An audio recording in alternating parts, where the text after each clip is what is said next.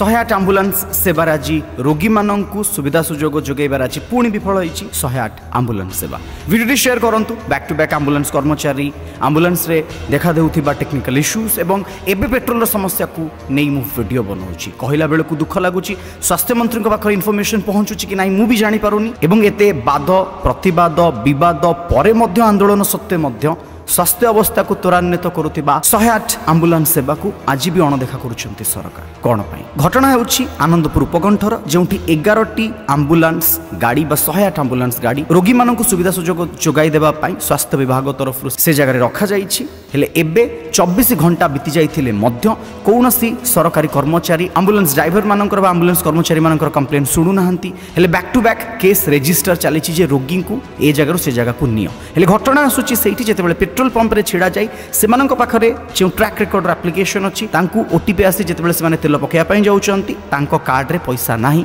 बा सरकार ऊपर लेवल रे थिबा लोक माने कार्ड रे सेमानंकु तेलर पैसा टिकु पैठ करू नाहंती। जे back to back case register करी उक्त अंचल रे बाठगड़ उपखंड रे जो घटना देखा देइछि सेठी रोगी माने स्वास्थ्य अवस्था को त्वरान्वित करुथिबा 108 आंबुलांस सेवारु किभଳି भाबरे सेवा पाइबे।